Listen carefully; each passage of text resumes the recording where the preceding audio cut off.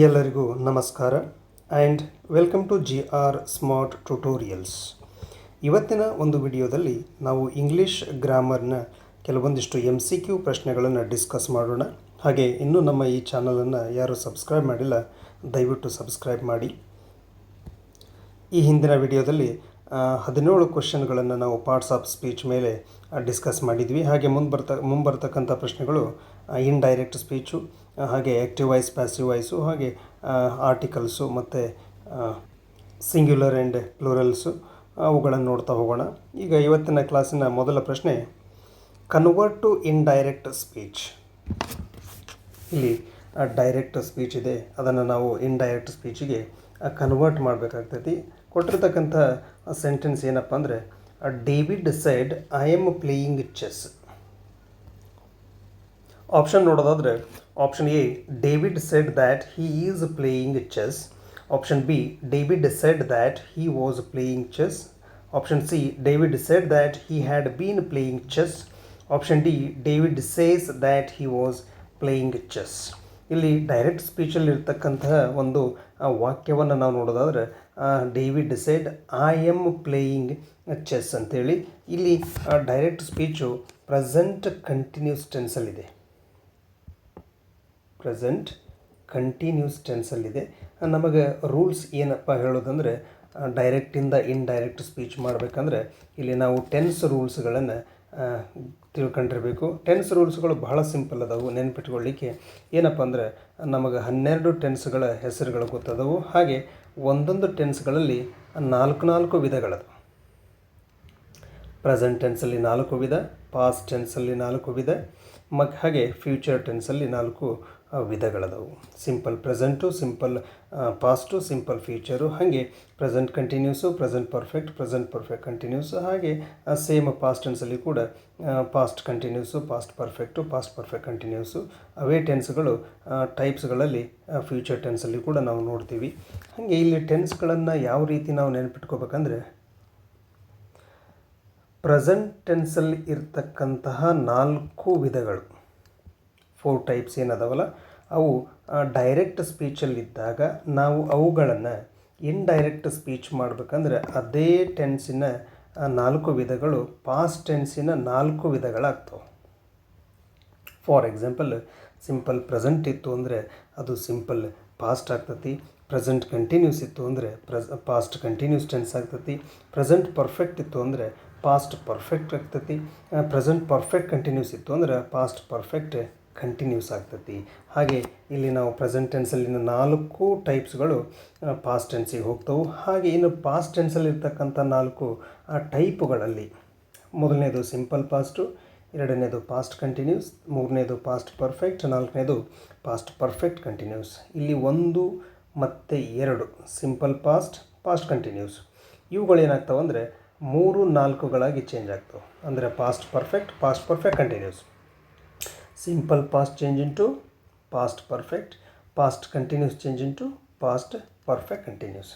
ಹಾಗಾದರೆ ಡೈರೆಕ್ಟ್ ಸ್ಪೀಚಲ್ಲಿ past perfect ಇತ್ತು ಅಂದರೆ ಅದು ನೋ ಚೇಂಜ್, ಅಂದರೆ ಮತ್ತು ಅದೇ ಉಳಿತೈತಿ, ಇಟ್ ರಿಮೇನ್ಸ್ ಸೇಮ್ ಅಂತೇಳಿ.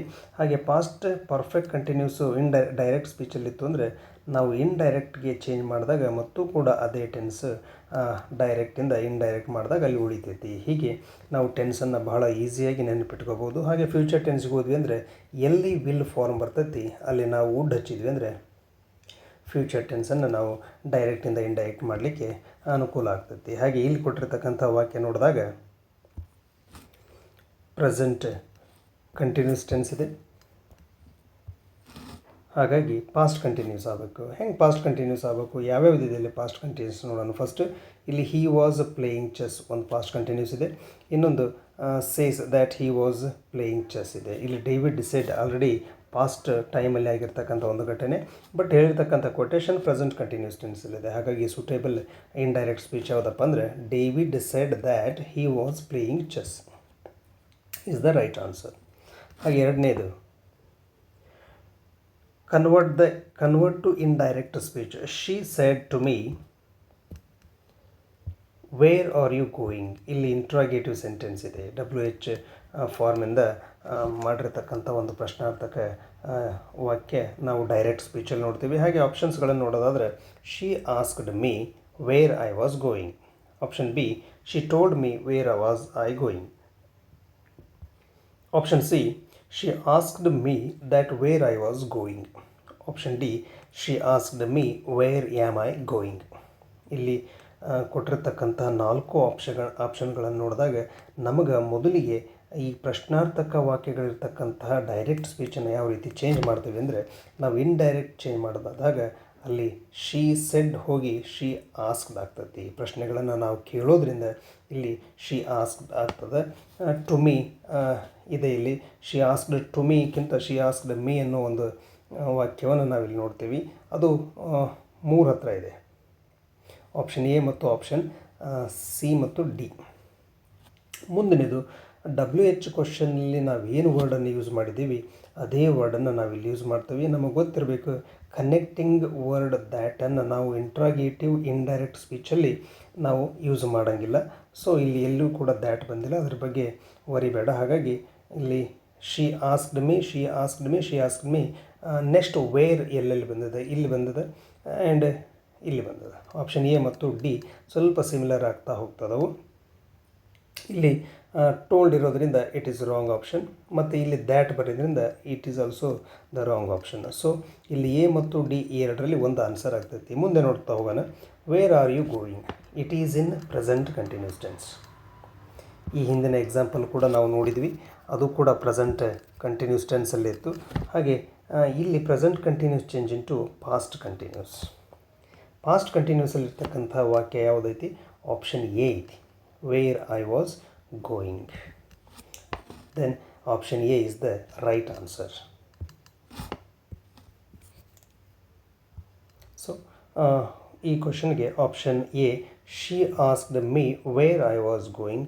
ನಮಗೆ ಇನ್ನೂ ಒಂದು ವಿಚಾರ ಗೊತ್ತಿರಬೇಕು, ಡೈರೆಕ್ಟಲ್ಲಿ ಇರ್ತಕ್ಕಂತಹ ಪ್ರಶ್ನಾರ್ಥಕ ವಾಕ್ಯಗಳನ್ನು ನಾವು ಇಂಡೈರೆಕ್ಟ್ ಸ್ಪೀಚಲ್ಲಿ ಚೇಂಜ್ ಮಾಡಿದಾಗ ಅವು ಮತ್ತೆ ತಿರುಗಿ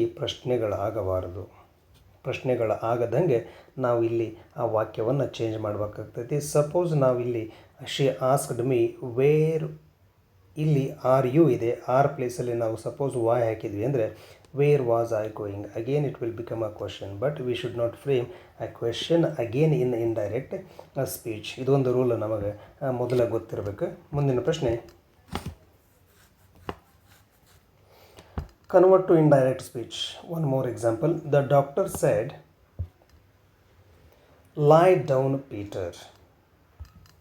Option A, the doctor told to Peter to lie down. Option B, the doctor advised Peter to lie down. The doctor said Peter to lie down. The doctor advised to Peter for lying down. Direct ಸ್ಪೀಚಲ್ಲಿ ನಾವು imperative sentence ಲೈ down ಅನ್ನೋದನ್ನು ನೋಡ್ತೀವಿ. So ಅಂತಹ ವಾಕ್ಯಗಳಿದ್ವು ಅಂದರೆ infinitive ಫ್ರೇಸನ್ನು ನಾವು ಅಂದರೆ ಅಲ್ಲಿ ಟು ಫಾರ್ಮನ್ನು ಯೂಸ್ ಮಾಡಬೇಕಾಗ್ತದೆ. ಇಲ್ಲಿ ಟು ಫಾರ್ಮ್ ಇರ್ತಕ್ಕಂಥ ಎಕ್ಸಾಂಪಲ್ಸ್ಗಳು ಇಲ್ಲಿ almost 3 Peter to lie down, Peter to lie down ಅಂದರೆ ಪೀಟರ್ ಟು ಲೈ ಡೌನ್ ಅಂದರೆ ಆಪ್ಷನ್ ಎ ಬಿ ಸಿ ಎಲ್ಲಿದ್ದಾವೆ. ಬಟ್ ಇಲ್ಲಿ ಹೇಳಿರ್ತಕ್ಕಂಥವ್ರು ಯಾರು? ಡಾಕ್ಟರ್. ಯಾರಿಗೆ? ಆ ಪೀಟರ್ನಿಗೆ. ಎಸ್. ಸೊ ನಾವಿಲ್ಲಿ ಆಪ್ಷನ್ ಬಿ ಕನ್ಸಿಡರ್ ಮಾಡಿದ್ವಿ ಅಂದರೆ ರೈಟ್ ಆಪ್ಷನ್ ಆಗ್ತೈತಿ. The doctor advised Peter. ಇಲ್ಲಿ ಡಾಕ್ಟರ್ ಟೋಲ್ಡ್ ಪೀಟರ್ ಅಂದರೆ ಇದು ಇಲ್ಲಿರ್ತಕ್ಕಂಥ ಇಂಪರೇಟಿವ್ ಸೆಂಟೆನ್ಸ್ಗೆ ಸೂಟ್ ಆಗಲ್ಲ. ಸೊ ಅಡ್ವೈಸ್ ಮಾಡಿದಾರೆ ಡಾಕ್ಟರ್ ಏನಂತ? ಪೀಟರ್ಗೆ ಟು ಲೈ ಡೌನ್ ಅಂತೇಳಿ. So option B is the right answer. ಮುಂದಿನ ಪ್ರಶ್ನೆ, convert to indirect speech. He said, I bought a car yesterday. ಆಪ್ಷನ್ಸ್ ನೋಡ್ರಿ. Option A, he said that he bought a car the previous day. He said that he had bought a car yesterday. He said that he had bought a car the previous day. He said that he has bought a car the day before. ಇಲ್ಲಿ yesterday ಅನ್ನೋ ವರ್ಡನ್ನು ಅಂದರೆ ಟೈಮನ್ನು ನಾವು ಇಲ್ಲಿ mention ಮಾಡಿದ್ದೀವಿ. ಹಾಗೆ ನಮಗೆ ಗೊತ್ತಿರಬೇಕು, ಡೈರೆಕ್ಟಿಂದ ಇಂಡೈರೆಕ್ಟ್ ಸ್ಪೀಚ್ ಮಾಡ್ಬೇಕಂದ್ರೆ ನಾವು ಮೇನ್ ಇಂಪಾರ್ಟೆಂಟ್ಲಿ 4 ವಿಷಯಗಳಲ್ಲಿ ಡೈರೆಕ್ಟಿಂದ ಇಂಡೈರೆಕ್ಟ್ ಚೇಂಜ್ ಮಾಡ್ತೀವಿ. First one place, second one time, third one pronouns, fourth one tense. ಡೈರೆಕ್ಟಿಂದ ಇಂಡೈರೆಕ್ಟ್ ಚೇಂಜ್ ಮಾಡ್ಬೇಕಂದ್ರೆ ಈ 4 ವಿಷಯಗಳಲ್ಲಿ ನಾವು ಕಂಪಲ್ಸರಿ ನಾವು ಚೇಂಜಸ್ ಮಾಡಲೇಬೇಕಾಗ್ತೈತಿ. ಇಲ್ಲಿ ಎಸ್ಟರ್ಡೇ ಅನ್ನೋದು ಟೈಮಿಗೆ ಸಂಬಂಧಪಟ್ಟಿರೋದು, ಅದನ್ನು ನಾವು ಆಲ್ರೆಡಿ ಗೊತ್ತದವು. ಎಸ್ಟರ್ಡೇ ಅಂದರೆ ನಿನ್ನೆ, ಅದಕ್ಕೆ ನಾವು ಇಂಡೈರೆಕ್ಟ್ ಸ್ಪೀಚ್ ಒಳಗೆ ದ ಪ್ರೀವಿಯಸ್ ಡೇ ಅಂತೇಳಿ ಯೂಸ್ ಮಾಡ್ತೀವಿ. ಅಂಥ 2 ಆಪ್ಷನ್ ಯಾವ ಅಂದರೆ ಎ ಮತ್ತು ಸಿ. ಅದು ಒಂದು ನಮಗೆ ಗೊತ್ತಿತ್ತು ಅಂದರೆ ನಮಗೆ ಇಲ್ಲಿ ಆಪ್ಷನ್ಸ್ಗಳನ್ನು ಸರಿಯಾದ ಆಪ್ಷನ್ ಹುಡುಕ್ಲಿಕ್ಕೆ ಈಸಿ ಆಗ್ತೈತೆ. ಅಂದರೆ ಬಿ ಮತ್ತು ಡಿ ರಾಂಗ್ ಆನ್ಸರ್ ಅಂತೇಳಿ ತಿಳ್ಕೊಂಬಿಡ್ತೀವಿ. ಇಲ್ಲಿ ಎ ಒಂದು ನೋಡೋದಾದರೆ he said that he bought a car the previous day. ಇಲ್ಲಿ ಆಲ್ರೆಡಿ ಸೆಂಟೆನ್ಸ್ ಏನೈತಿ ಡೈರೆಕ್ಟ್ ಸ್ಪೀಚ್ ಒಳಗೆ ಸಿಂಪಲ್ ಪಾಸ್ಟ್ ಟೆನ್ಸ್ ಐತಿ. Simple past. Okay, simple past change into past perfect, it is the rule. Tense rules ಇಲ್ಲಿ ಹೇಳಿದೆ ನಾನು. ಟೆನ್ಸ್ ಒಳಗೆ ಈ ರೂಲನ್ನು ಅಪ್ಲೈ ಮಾಡ್ತೀವಿ. ಸಿಂಪಲ್ ಪಾಸ್ಟ್ ಪರ್ಫೆಕ್ಟ್ ಆಗ್ತೈತಿ. ಸೊ ಪಾಸ್ಟ್ ಪರ್ಫೆಕ್ಟಲ್ಲಿ ಇರ್ತಕ್ಕಂಥದ್ದು ಸೆಂಟೆನ್ಸ್ ಯಾವ್ದಾಗ್ತೈತಿ? He said that he bought a car the previous day. Again he bought ಇದಾಗ್ತದೆ. ಓಕೆ, ದೆನ್ ಇಲ್ಲಿ ನೆಕ್ಸ್ಟ್ ಸಿ ಆಪ್ಷನ್ ನೋಡಿದರೆ he said that he had bought a car the previous day. Option C is the right answer. ಮುಂದಿನ ಪ್ರಶ್ನೆ, convert to indirect speech. The teacher said the sun rises in the east. The sun rises in the east is in simple present. And ನಮಗೆ already ಹಿಂದಿನ class ಒಳಗೆ ನೋಡಿದೆ ನಾನು. Simple ಪ್ರೆಸೆಂಟನ್ನು ಎಲ್ಲಿ use ಮಾಡ್ತೀವಿ ನಾವು? ಹ್ಯಾಬಿಚುವಲ್ ಆ್ಯಕ್ಷನ್ಸ್ ಹಾಗೆ universal ಟ್ರತ್ತಲ್ಲಿ. Sun rises in the east is the universal truth. So option ನಾವು ನೋಡಿದಾಗ ಅಲ್ಲಿ ಸರಿಯಾದ ಉತ್ತರ ಗೊತ್ತಾಗ್ತೈತಿ. The teacher said that the sun rose in the east. It is wrong answer. Rose ಅನ್ನೋದು ಇಲ್ಲಿ ಹ್ಯಾಬಿಚುವಲ್ ಆ್ಯಕ್ಷನ್ ಆಗಿದ್ದರಿಂದ again it comes as the same sentence ಅಂಥೇಳಿ. Option B, the teacher said that the sun rises in the east. The option C, the teacher told that the sun had risen. It's wrong. The teacher says that the sun rises in the east. ಇದು ಸ್ವಲ್ಪ ಮಟ್ಟಿಗೆ ಸರಿ, but ಅವರು already ಹೇಳಿದ್ರಿಂದ ಇಲ್ಲಿ present ಸಿಂಪಲಲ್ಲಿರೈತಿ. But ಅವರು already ಏನು ಮಾಡಿದ್ದಾರೆ, ಆ ಸ್ಟೇಟ್ಮೆಂಟನ್ನು ಪಾಸ್ ಮಾಡಿದ್ದಾರೆ. So option B is the right answer. The teacher said that the sun rises in the east is the right answer. ಮುಂದಿನ ಪ್ರಶ್ನೆ, convert to indirect speech. She said what a beautiful view. ಆಪ್ಷನ್ಸ್ಗಳನ್ನು ನೋಡೋದಾದರೆ option A, she exclaimed with joy that it was a very beautiful view. She said that what a beautiful view it is. She exclaimed that it is a beautiful view. She told that the view was beautiful. ಇಲ್ಲಿ what a beautiful view ಅಂತ ಐತಿ. ಮತ್ತು ಇಲ್ಲಿ ಒಳಗಡೆ ಇರ್ತಕ್ಕಂಥ punctuation mark ನೋಡಿದೆ ಅಂದರೆ it is an exclamatory sentence. So ಇಲ್ಲಿ ನಾವು ಅದನ್ನೇ ವರ್ಡನ್ನು ಯೂಸ್ ಮಾಡಿದ್ವಿ ಅಂದರೆ ಬಹಳ ಸೂಕ್ತವಾಗಿ ಇಂಡೈರೆಕ್ಟ್ ಸ್ಪೀಚ್ ಆಗ್ತೈತಿ. ಅಂತಹ ಒಂದು ಆಪ್ಷನ್ಸ್ಗಳು ಯಾವಂದ್ರೆ ಎ ಮತ್ತು ಸಿ. ಇವುಗಳಲ್ಲೇ ನಾವು ಸರಿಯಾದ ಆನ್ಸರ್ಗಳನ್ನು ನೋಡೋಣ. First one, she exclaimed with Joy. What a beautiful view ಅಂದಾಗ ಬೇಸಿಕಲಿ ಅವರು ಖುಷಿಯಾಗಿದ್ದಾಗಲೇ ಆ ಒಂದು ಶಬ್ದವನ್ನು ಹೇಳ್ತಾರೆ. ಸೊ ಇದು ಸೂಟ್ ಆಗ್ಲಿಕ್ಕೆ ಸ್ಟಾರ್ಟ್ ಆಗ್ತದೆ. That it was a very beautiful view. What a beautiful view ಪ್ರೆಸೆಂಟಲ್ಲಿ ಹೇಳಿದಾಗ that it was a very beautiful view ಅನ್ನೋದನ್ನು ಇಂಡೈರೆಕ್ಟ್ ಸ್ಪೀಚಲ್ಲಿ ನಾವು ಯೂಸ್ ಮಾಡ್ತೀವಿ. So option A is the right answer. ಮುಂದಿನ ಪ್ರಶ್ನೆ, he said to his friend, please lend me your book. Here is the command, imperative ada. He said to his friend, please lend me your book. Option ನೋಡೋದಾದ್ರೆ he ordered. Option A, he ordered his friend to lend him his book. Wrong. Yes, he is not ordering him. So he requested his friend to lend him his book. Option C, he asked his friend to please lend him his book. He requested his friend that he should lend him his book. ಇಲ್ಲಿ option A, option C ಹಾಗೂ option ಬಿಗಳು ಸರಿಯಾದ ಉತ್ತರಗಳಾಗಂಗಿಲ್ಲ. But option B ಏನಾಗ್ತದಪ್ಪ ಅಂದ್ರೆ he requested. Please ಅಂತ ವರ್ಡ ನಮಗೆ ಏನು ಮಾಡ್ತೈತಿ, ಇಲ್ಲಿ ರಿಕ್ವೆಸ್ಟ್ ಮಾಡೋ ಹಾಗೆ ಹೇಳ್ತದೆ. ಹಾಗಾಗಿ he requested his friend to lend. Infinitive ಫ್ರೇಸಲ್ಲಿ ಬಂದಾಗ to lend him his book. So option B is the right answer. Next ಪ್ರಶ್ನೆ, Convert to indirect speech. My father said to me, do not waste your time. Option A. Options nodri. My father advised me not to waste my time. My father forbade me not to waste my time. My father told me to not to waste your time. Option D. My father advised me to not waste my time. ಇಲ್ಲಿ ಮೈ ಆಗಲಿ your ಆಗಲಿ, okay, ಇವುಗಳಿಗೆ ನಾವು pronouns ಅಂತ ಹೇಳ್ತೀವಿ. ಆಗಲ್ಲಿ ಹೇಳ್ದಂಗೆ 4 ಪಾಯಿಂಟ್ಗಳಲ್ಲಿ ಇವುಗಳದವು. ಈ ಪ್ರನೌನ್ಸು ಕೂಡ ಏನಕ್ಕವು ಡೈರೆಕ್ಟಿಂದ ಇಂಡೈರೆಕ್ಟ್ ಮಾಡಬೇಕಾದಾಗ ಅವುಗಳು ಚೇಂಜ್ ಆಗ್ತವೆ. ಎಸ್, ಹಾಗೆ ಇಲ್ಲಿ my father advised me not to waste my time is the right answer. So option A is right one, because his father is going to advise his son not to waste his time. So ಅಲ್ಲಿ ಅದು ಸೂಕ್ತವಾಗಿರ್ತಕ್ಕಂಥ ಅರ್ಥ ಕೊಡ್ತಕ್ಕಂಥ option ಯಾವುದಪ್ಪ ಅಂದರೆ A. Option A is the right answer. Next one, convert to indirect speech. Mary said I will call you tomorrow. Option A, Mary said that she will call me tomorrow is a wrong answer. ಇಲ್ಲಿ ಪ್ರನೌನ್ಸ್ಗಳು ಕೂಡ change ಆಗಲಿಲ್ಲ. Mary said that she would call me that next day. ಇಲ್ಲಿ ನೋಡಿದಾಗ ಪ್ರನೌನ್ಸ್ಗಳನ್ನು next option ನೋಡೋಣ. Mary said that I would call her the next day. Option D, Mary told that she would call me tomorrow. ಇಲ್ಲಿ ಸರಿಯಾದ answer Mary said that she would call me the next day. You becomes me here, I becomes she here.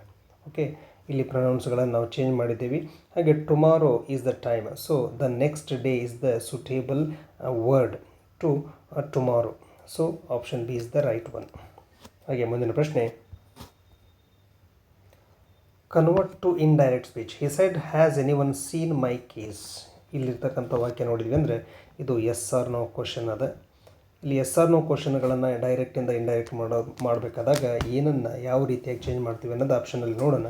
He asked, option A, he asked if any one has seen his keys. Option B, he asked if any one had seen his keys. Option C, he said whether any one had seen his keys. Option D, he asked that if any one saw his keys. ಯಾವ್ಯಾವ ಆನ್ಸರ್ಗಳು ನಮಗೆ ಇಲ್ಲಿ suit ಆಗಲ್ಲ ಅನ್ನೋದನ್ನು ನೋಡೋಣ. Has any one seen is in present perfect. ನಾಗಲ್ಲಿ ಹೇಳಿದೆ present ಟೆನ್ಸಿನ 4 ಟೈಪ್ಗಳು ಚೇಂಜ್ ಮಾಡಿದಾಗ ಪಾಸ್ಟಿನ 4 ಟೈಪ್ ಆಗ್ತವೆ. ಸೊ ಇಲ್ಲಿ ಅಗೇನ್ ಪ್ರೆಸೆಂಟ್ ಪರ್ಫೆಕ್ಟ್ ಐತಿ, so it is wrong answer. He asked if any one had seen his keys, my becomes his. So option B is the right one. ಇಲ್ಲಿ option C ಮತ್ತು D ಯಾಕೆ ಸರಿಯಲ್ಲ ಅಂದರೆ he said whether anyone had seen his keys. ಇಲ್ಲಿ option C ಒಳಗೆ ನಾವು ಪ್ರಶ್ನಾರ್ಥಕ ವಾಕ್ಯಗಳಿತ್ತು ಅಂದರೆ ಅಲ್ಲಿ ಆಸ್ಕ್ಡ್ ಅನ್ನೋ ವರ್ಡನ್ನು ಯೂಸ್ ಮಾಡ್ತೀವಿ. Said is not appropriate word here, so it is wrong answer. Then he asked that, ನಾವಿಲ್ಲಿ ಕನೆಕ್ಟಿಂಗ್ ವರ್ಡನ್ನು ಇಂಟ್ರಾಗೇಟಿವ್ ಸೆಂಟೆನ್ಸ್ಗಳಲ್ಲಿ ಯೂಸ್ ಮಾಡಲ್ಲ, ಹಾಗಾಗಿ ಇದು ಒಂದು ಕೂಡ ರಾಂಗ್. ಇಲ್ಲಿ ಸಾ ಐತಿ, again it has become a simple past, so it is completely wrong. Then what is the right answer? He asked if anyone had seen his keys. Then ಮುಂದಿನ ಪ್ರಶ್ನೆ, convert to direct speech. She asked me if I was going to the party. ಇಲ್ಲಿ ಇಷ್ಟೊತ್ತು ನಾವು ಡೈರೆಕ್ಟಿಂದ indirect ಮಾಡಿದ್ವಿ, ಇಲ್ಲಿ ಇಂಡೈರೆಕ್ಟಿಂದ direct ಮಾಡೋಣ. Option A, she said to me are you going to the party. ಇಲ್ಲಿ ಇಫ್ ಇರೋದ್ರಿಂದ ಆ ಪ್ರಶ್ನೆ ಇಲ್ಲಿ ಎಸ್ ಆರ್ ನೋ ಕ್ವಶನ್ನೇ ಆಗಿರಬೇಕಾಗ್ತೈತಿ. ಸೊ ಅಂಥವುಗಳನ್ನು ನೋಡೋಣ. ಇಲ್ಲಿ she said to me was I going to the party. Option C, she asked if you are going to the party. Option D, she said to me you are going to the party. ಇಲ್ಲಿ indirect ಸ್ಪೀಚಲ್ಲಿ if I was ಅನ್ನೋದು past continuous tense ಒಳಗೆ ಐತಿ. Indirect past continuous tense ಒಳಗೆ ಬಂದೈತಿ ಅಂದರೆ present continuous ಒಳಗೆ direct speech ಇರಬೇಕು. ಅಂಥದ್ದನ್ನು ನಾವಿಲ್ಲಿ ನೋಡೋಣ. ಬಿಗಿನಿಂಗ್ ಅಲ್ಲಿ are you going to the party most appropriate option ಆಗ್ತೈತಿ. So it is the right one. ಹಾಗೆ ಇಲ್ಲಿ ಯು ಆರ್ ಗೋಯಿಂಗ್ ಐತಿ, ಬಟ್ ಇಲ್ಲಿ ಏನಾಗಬೇಕು, ಆರ್ ಯುನೇ ಆಗಬೇಕು. ಇಲ್ಲಿ ಯು ಆರ್ ಅದ, so these are not right. ಇಲ್ಲಿ ಸರಿಯಾದ option she said to me are you going to the party. Then ಮುಂದಿನ ಪ್ರಶ್ನೆ, convert to indirect speech. The commander said to the soldier, march forward. Option A, the commander said to the soldier to march forward. Option B, the commander commanded the soldier to march forward. The commander requested the soldier to march forward. Option D, the commander ordered to the soldiers for marching forward. ಇಲ್ಲಿ ಸರಿಯಾದ answer option B, the commander commanded the soldiers to march forward. ಇಲ್ಲಿ commander ಮಾಡಿರ್ತಕ್ಕಂಥ ಒಂದು quotation ಏನು ಹೇಳಿಕೆ ಐತಲ್ಲ ಅದು ಕೂಡ ಕಮ್ಯಾಂಡ್ ಐತಿ. So the commander commanded the soldiers to march forward is the right answer. And the last question, convert, it is the last, I think it is the last question. So ಇವತ್ತಿನ ಒಂದು ಈ ವಿಡಿಯೋದಲ್ಲಿ ನಾವು ಕೆಲವೊಂದಿಷ್ಟು ಡೈರೆಕ್ಟಿಂದ indirect ಸ್ಪೀಚ್ಗಳನ್ನು ಹೇಗೆ ಮಾಡೋದು ಅನ್ನೋದು ಮತ್ತು ಹಾಗೆ ಆಪ್ಷನ್ಸ್ಗಳು ಯಾವ ರೀತಿ ಇರ್ತವೋ ಯಾವುಗಳನ್ನು ಹೇಗೆ ನಾವು ಸರಿಯಾದ ಆಪ್ಷನ್ಗಳನ್ನು ಕಂಡುಹಿಡಿಯೋದನ್ನು ತಿಳ್ಕೊಂಡಿವಿ. ಹಾಗೆ ಈ ಒಂದು ವಿಡಿಯೋ ನಿಮಗೆ ಇಷ್ಟವಾದಲ್ಲಿ ದಯವಿಟ್ಟು ಲೈಕ್ ಹಾಗೂ ಒಂದು ಶೇರನ್ನು ಮಾಡಿ. Thank you so much for watching my videos. Thank you.